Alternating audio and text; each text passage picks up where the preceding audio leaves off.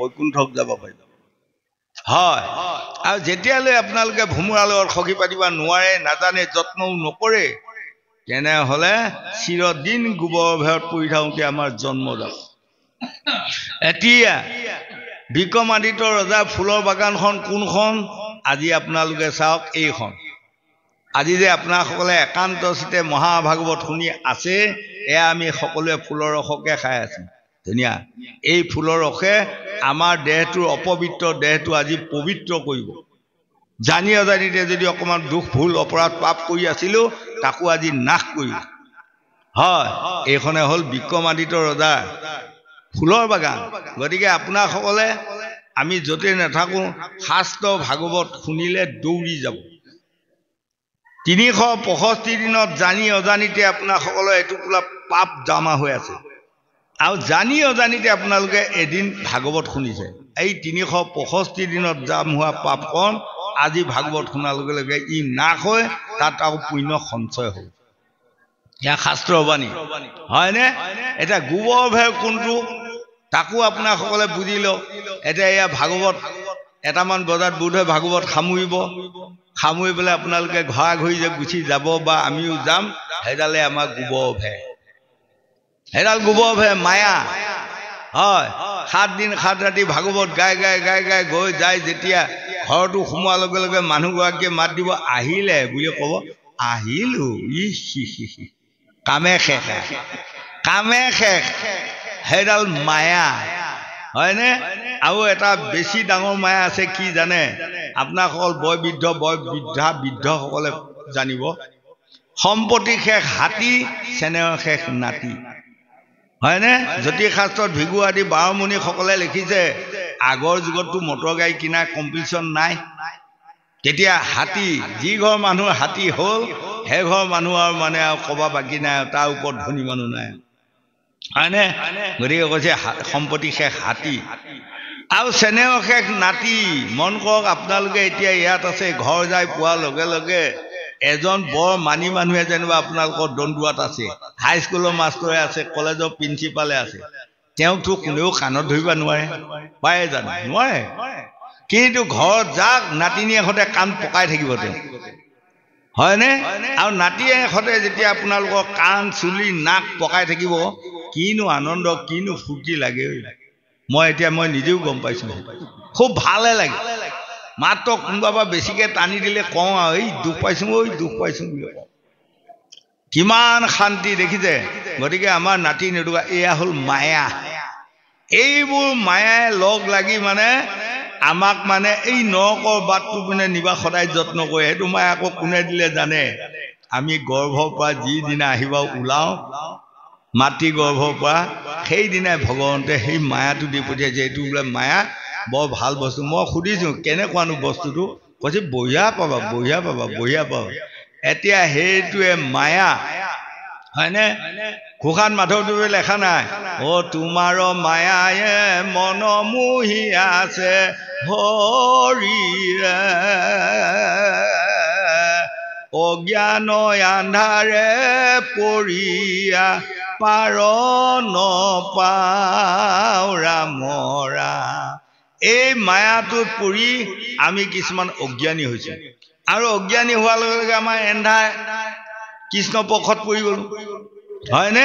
আৰু পোহৰটো কোনপিনে আহে তাক আমি আঁতৰিটো হেৰাই পেলালোঁ গতিকে সেই লোকসকল আমি সাৱধান হৈ ভাগৱত শুনক আৰু এই মায়াৰ আঁতৰিটো আমি যিদিনা ল'ম সেইদিনা আমি প্ৰত্যেকে একোজন আঁতৰি হ'ম দেহটো আঁতৰি পাম বুলি ভাগৱতে আমাক সিদ্ধান্ত দিলে গোবিন্দ কৃষ্ণ ফুলিল কমল বন আৰদে নলে দেশৰ মানিচিত ভইল হৰিৰ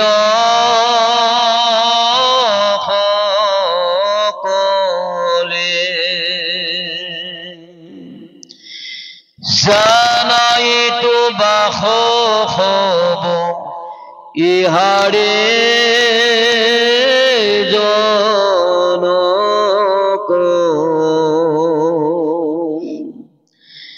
মধুধাৰা চলে সবই আনন্দ লুটক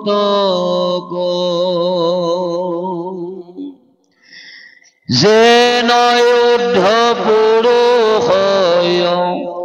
নেককুটি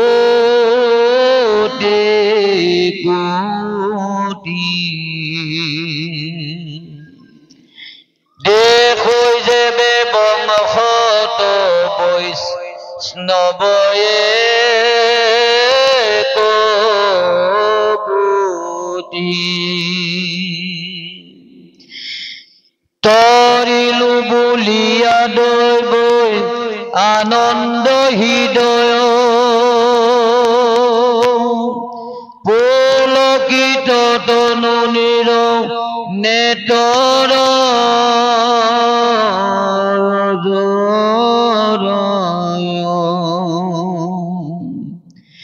সেই মতে ইটো তৰু হব ভাগ্যৱন্ত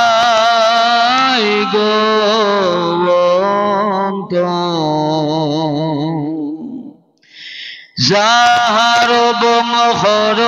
বংশী মাধৱে সুবন্ত আপোন তৰিল নিষ্ট ৰিল যত গোষ্ঠী কথা শুনাৰ সখী গোপী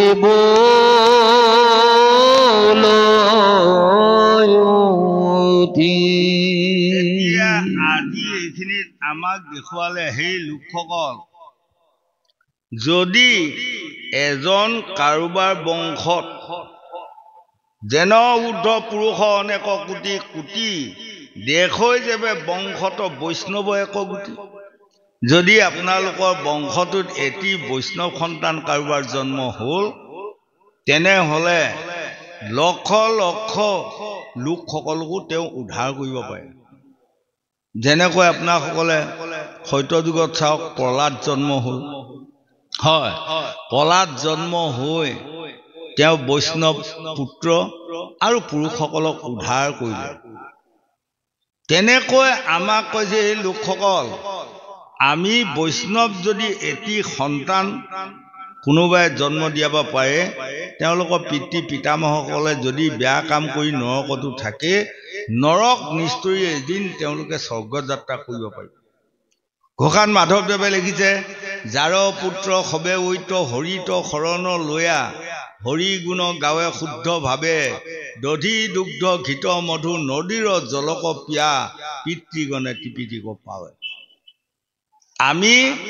অলপমান দুখ ভুল অপৰাধ কৰাৰ কাৰণে আমি সকলোৱে গৈ নৰকত আছো যদি আমাৰ সকলৰ নাতি কেইটামান যদি বৈষ্ণৱ জন্ম লয় ঈশ্বৰৰ নাম গুণ গোৱা কোৱা শুনাৰ যদি সুবিধা লয় তেনেহ'লে আমি এদিন সেই নৰক নিষ্ঠুৰি আমি স্বৰ্গ যাত্ৰা কৰিব পাৰিম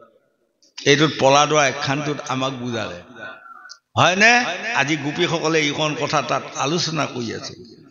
আৰু এটা আখ্যানত আমাক বুজালে ধ্ৰুৱ আজি আপোনাসকলে সন্ধ্যা সময়ত চাওক উত্তৰ পশ্চিম কোণত আকাশৰ ফালে চাব জল জল ফট ফট এটি তৰা দেখি থাকে সেটি কোন তৰা জানে ধ্ৰুৱ উটান পাৰ ৰজাৰ পুত্ৰ সুনীতিৰ পুত্ৰ সুৰুচিৰ সতীয়া মাকৰ দুখত অপমানত তেওঁ বনবাসত মানে ঈশ্বৰ লাভ কৰিবা গৈ দেৱ ঋষি নাৰদক গুৰু মানি তেওঁ যি ঈশ্বৰক লাভ কৰিলে গতিকে আজি আপোনাসকলৰ মাজত কৰবাত যদি কোনোবাই আপোনাসকলক প্ৰশ্ন কৰে এই পৃথিৱীখনত আটাইতকৈ তপশীল মুনি কোন তেতিয়া আপোনালোকে চিঞৰি দিব ৬০,০০০ মুনিৰ ভিতৰত আটাইতকৈ তপশীল মুনি মাকেন্দ্ৰ মুনি কাৰণ মাকেন্দ্ৰ মুনিয়ে 10 কোটি বছৰ তপস্যা কৰি ঈশ্বৰক লাভ কৰিলে ভাগৱতত আছে আকৌ যদি আপোনালোকক কোনোবাই প্ৰশ্ন কৰে আটাইতকৈ কম দিনৰ ভিতৰতে ভগৱানক লাভ কৰা কোন সেইজন তেতিয়া আপোনাসকলে চিঞৰি দিব ধ্ৰুৱ কাৰণ ছমাহতে ধ্ৰুৱই ঈশ্বৰক লাভ কৰিব পাৰিলে আকৌ যদি গোটেই সৰু কালতে ৰাজ দৰবাৰত সুবিচাৰ কৰা মানুহজন কোন বুলি যদি আপোনালোকক কোনোবাই প্ৰশ্ন কৰে তেনেহলে ক'ব সত্য যুগৰ পৰা ধৰি আজিলৈ এজনেই গোটেই সৰু কালতে সুবিচাৰ কৰা মানুহ তেওঁৰ নামে হ'ল পলাদ হয়নে যেতিয়া হিৰণ্যকশিপুক বধ কৰি পলাদক ৰাজ সিংহাসনত বহুৱালে তেওঁৰ বয়স কিমান আছিল 5 বছৰ আৰু তেতিয়া ভগৱান নৰসিংহ ৰূপী ভগৱন্তে পলাদৰ মাক কাদু ৰাণীক দায়িত্ব দিলে ইয়াক ৰজাহে পাতিলে কিন্তু তেওঁ একো নাজানে সৰু ল'ৰা গতিকে তুমি গোটেই মানে পৃথিৱীখন বা সকলোকে চলাব লাগিব তুমিয়ে ৰজা বুলি ধৰি লোৱা তেনেকৈ গৈ আছিল এদিন ধৰি লওক সৌ দন্দুৱা চাৰিআলি মানত বৰ ডেকা গাভৰু দুজনী বোৱাৰীয়ে মানে কাজিয়া লাগি চুলিত ধৰি লাগি মানে বাটত একে টানা যোৱা হৈ পৰি আছে তেতিয়া আপোনালোকৰ নিচিনা কেইজনমান ভকতে পালে পাই মানে এৰুৱাই দিলে তোমালোকে লাগিছা কিহৰ কাৰণে আৰু ওচৰতে এটি প্ৰথম বহিব পাৰিছে ল'ৰা পোৱালি এটি বহুৱাই থৈ মানে দুইজনীয়ে কাজিয়া লাগিছে ল'ৰা পোৱালিটো দেখাই শুনাই বৰ সুন্দৰ তেতিয়া এই ভকত বৈষ্ণৱ কেইজনে সোধাত এগৰাকীয়ে কৈছে এইটো মোৰ ল'ৰা এগৰাকীয়ে কৈছে মোৰ ল'ৰা গতিকে তেওঁলোকে কাজিয়া লাগি মানে হুলস্থুল লাগি আছে ভকত কেইজনে বিচাৰ কৰি তেওঁলোকক কোনোপেনে বুজাব নোৱাৰি তেওঁলোকে ৰাজ দৰবাৰলৈ লৈ গ'ল বোলা ৰাজ দৰবাৰলৈ যাই য'ত মানে ৰাজ দৰবাৰত সকলো বহি আছে কায়াধু ৰাণী বহি আছে হয় ওচৰতে পলাদ বহি আছে আৰু তেতিয়া কায়াধু ৰাণীয়ে সকলো বিচাৰ কৰি গৈ কোনোপিনে বুজাব নোৱাৰি সদৌ শেষত ক'লে এটা কাম কৰা যাওক 3 গৰাকী আমাৰ বৃদ্ধাক দিলো তোমালোকে এগৰাকী আৰু কেঁচুৱাটো লৈ যোৱা সেই ৰুমটোত যাই গোপনে টন খুৱাব কেনেকৈ টন খায় তাতে আমি বুজিম কাৰ ল'ৰা হয় ইগৰাকীয়ে কৈছে মোৰ ল'ৰা সিগৰাকীয়ে কৈছে মোৰ পুত্ৰ ইত্যাদি তেতিয়া এই 3 গৰাকীয়ে লৈ গৈ এই ৰুমটোত লৈ গৈ মানে সেই বোৱাৰী এগৰাকীক টন খুৱাব দিলে এই কেঁচুৱাটোৱে নিজৰ মাকৰ টন যেনেকৈ খায় তেনেকৈ খায় তেতিয়া এই 3 গৰাকীয়ে কায়াধু ৰাণীক ক'লে মহাৰাণী ঠিক নিজৰ মাকৰ যেনেকৈ কেঁচুৱাই টন খায় তেনেকৈয়ে খালে বোলে ধন্যবাদ আকৌ এইগৰাকীক লৈ যায় টন খুৱাব আকৌ সেইগৰাকীক লৈ গ'ল লৈ যায় টন খোৱালেগৈ ঠিক তেনেকৈ টন খালে যেতিয়া আহি এইকণ কথা কোৱাৰ লগে লগে এতিয়া 2 গৰাকীকে সমানে টন খালে কেঁচুৱাটোৱে এতিয়া কোন গৰাকী নিজৰ মাক হ'ব নিৰূপায় হ'ল কায়াধু ৰাণী হয় মানে এগৰাকী ক'লে হেৰা তুমিয়ে কোৱা আৰু মোক নালাগে পুত্ৰটো তেওঁকে দিলোঁ আৰু মই তেওঁ শান্তি বুলি কোৱা তেতিয়া সেইগৰাকীয়ে কৈছে জীৱন দি থৈ যাম মই কেঁচুৱা এৰি থৈ নাযাম হয় আকৌ ইগৰাকী ক'লে হেৰি এওঁ যেতিয়া ইমান জেদত লাগিল তুমিয়ে কোৱা তেওঁকে দিলোঁ আৰু কেঁচুৱাটো মোক নালাগে আৰু বুলি কৈ যোৱা তাই কৈছে মই জীৱন দি থৈ যাম তেওঁ মই কেঁচুৱা এৰি থৈ নাযাম তেতিয়া আজি কায়াধু ৰাণীয়ে ৰাজ সিংহাসনত বহি মানে মূৰে কপালে হাত দিল কি হ'ব এতিয়া বিচাৰখন নহয়নে তেতিয়া এই পলাদ অকমান বয়সৰ কম বয়সৰ গোটেই ল'ৰা পলাদে মাকক কৈছিল মাতৃ বিচাৰখন মোক এৰি দিয়ক মই কওঁ ধন্যবাদ ৰাজ দৰবাৰত সকলো ৰাইজৰ পৰ্যাৰ মাজত আজি পলাদক প্ৰথম বিচাৰ কৰিবৰ কাৰণে কায়াধু ৰাণীয়ে এৰি দিলে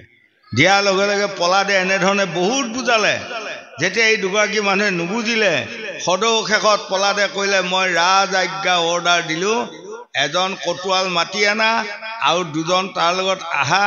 এডাল ফিটা লৈ আহা এই ল'ৰাটো সমানে জুখি মাজতে দুটুকুৰা কৰি 2 গৰাকীক দুটুকুৰা ভগাই দিয়া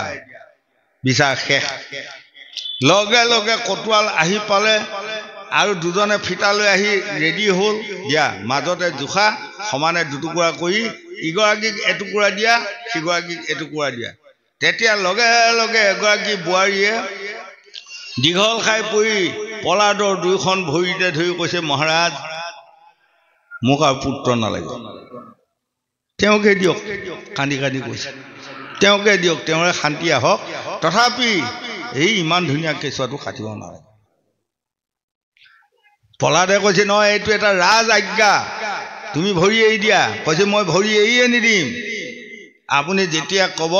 কেঁচুৱাটো তোমাক নিদি এওঁকে দিম নাকাটিম তেতিয়াহে মই ভৰি এৰি দিম হয় নেকি বাৰু হ'ব কিবা এটা তুমি এৰি দিয়া এৰি দি ইগৰাকীক ক'লে দেখিছা এইগৰাকীয়ে কৈছে ল'ৰাটো নাকাটিবা তেওঁকে দিয়া বোধ হয় তুমিও সেইটোকে ক'বা নহয়নে বুলি ইগৰাকী সোধাৰ লগে লগে ইগৰাকীয়ে কৈছে নহ'ব সমানে দুটুকুৰা কৰি কাটি দিয়ক এটুকুৰা মই লৈ যায়হে হা তেতিয়া পলাদে কৈছে এইজনী পুত্ৰ নহয় হয়নে যিজনীয়ে দুটুকুৰা কৰি কাটি দিয়া পাছত এটুকুৰা লৈ যাব সেইজনী পুত্ৰ কেতিয়াও হ'ব নোৱাৰে মিছা কথা এই ল'ৰা পোৱালিটো এইগৰাকীক দিয়া এইগৰাকী পুত্ৰ আৰু এইগৰাকী খিৰকুলি লগাই বান্ধা তোমাক 1 মিনিট সময় দিয়া হ'ল তুমি উচিত কথা কোৱা যদি ৰাজ দৰবাৰত কোৱা নকলে তোমাক প্ৰাণদণ্ড দিয়া হ'ব ৰাজ আজ্ঞা এই অকমান শিশু পলাদে আজি বিচাৰ কৰি দিলে তেতিয়া লগে লগে মৰাৰ ভয়ত পলাদৰ ভৰিত দীঘল খাই পৰি কৈছে আৰু মোৰ ল'ৰাটো আচলতে নহয় ল'ৰাটো দেখি বৰ মজা পাই মই নিবা মন কৰিছিলোঁ গতিকে তাইকে দিয়ক আৰু তেওঁ মোক নাকাটিব আৰু হয়নে গতিকে অত্যন্ত সৰু কালতে সুবিচাৰ কৰিব পৰা মানুহজনৰ নামে হ'ল প্ৰহ্লাদ গতিকে আমিও উঠি অহা যুৱক যুৱতী প্ৰজন্মসকল আমাৰ হৃদয়ত আমি সুবিচাৰ কৰিব শিকিব লাগিব যেতিয়া এজন মানুহ হৃদয়ত সুবিচাৰ থাকিব সেইজন মানুহ কোনো দিনে পাপ নকৰিব কোনো দিনে নৰকত যোৱাৰ পথ নাই আৰু সদায় তেওঁ স্বৰ্গ বৈকুণ্ঠহে যাত্ৰা কৰিব পাৰিব আৰু তেওঁ আনকো জ্ঞান দান দিব পাৰিব হয়নে গতিকে আমাৰ বৈষ্ণৱ সনাতন ধৰ্মৰ অৰ্থ কি মহাপুৰুষ শংকৰদেৱে কীৰ্তনত লিখিছে কুকুৰ চিগাল গধবোৰ আত্মাৰ ৰাম জানিয়া সবাকো কৰিবা প্ৰণাম হয়নে বাৰু গতিকে আমি কুকুৰক দেখি ঘৃণা কৰিব নাপায় কি জানি বহুত জন্মৰ আগত ময়ো কেইটামান জন্ম কুকুৰ আছিলোঁ গতিকে কুকুৰক হিংসা কৰিব নাপায় গাহৰিয়ে বৰকচু খোৱা দেখি নিন্দা নকৰিবা ভাবি লোৱা ময়ো বহুত বছৰ আগত কেইজানি মই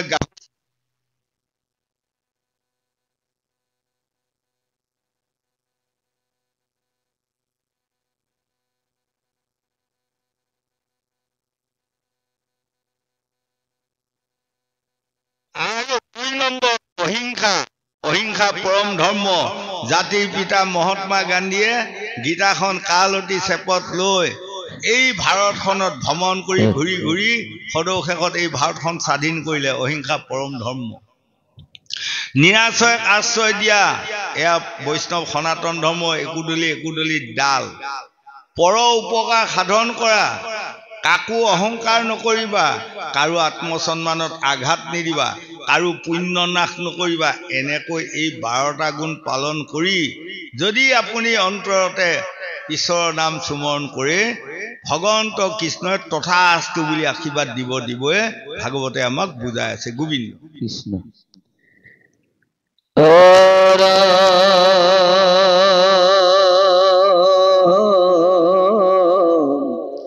পূৰ্ণবন্ত বৃন্দাবন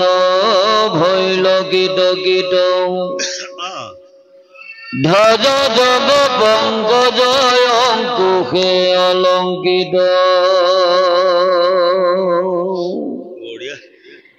হেন খোজ ছয় বান্ধি আছে ঠাই জানো কাট পৰে পুণ্য অন্তয়ান নাই এই গোবিন্দৰ মোহন বংশীৰ শুনৈ নাদ বোলৈ নীল মেঘে কৰৈ মধুৰ সংবাদ প্ৰমদ ময়ূৰ ৰংগে নাচে চালি কৰি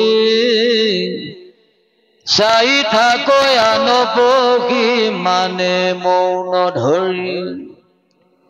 স্বৰ্গতো কৰি আই কি বৃন্দাবন চাৰ পৃথিৱীৰ কীৰ্তিটো কৰিল বিস্তাৰ হাত পৰে আৰু নেদেখিব পুণ্য ভূমি আউৰ গোপে কহ শুনিও সখী তুমি অদেশ কেন ধন্য কৃষ্ণ সাৰৰ ঘৰিণী কৃষ্ণৰ সন্মুখ বনৰ ঘৰিণী বংশীৰ শুনিয়া নাদ উতাউল মনে